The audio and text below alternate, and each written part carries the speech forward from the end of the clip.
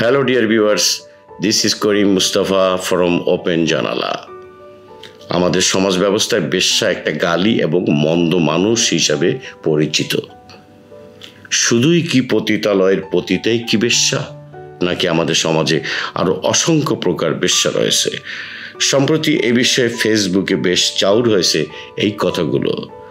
বেশ্যার definition, বেশ্যার ক্যারেক্টারগুলো কি খুব খারাপ, খুব মন্দ?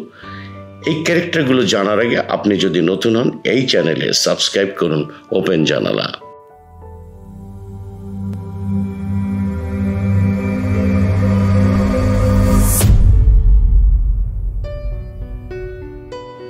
এবার আসুন জেনে নেই বেশ্যার ডেফিনিশন, বিপরীত ক্যারেক্টার।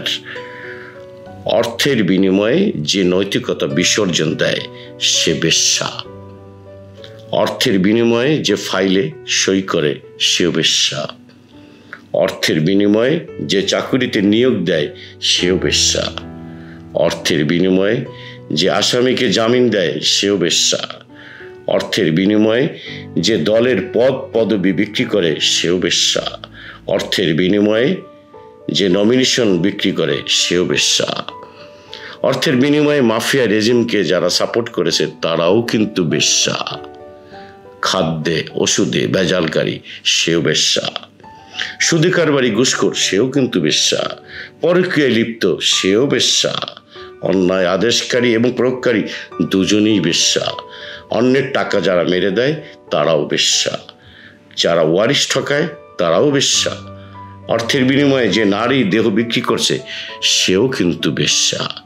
এ বিষয়ে বিদ্রোহী কবি কাজী নজরুল ইসলামের বিখ্যাত বেশ্যা কবিতাটি স্মরণযোগ্য।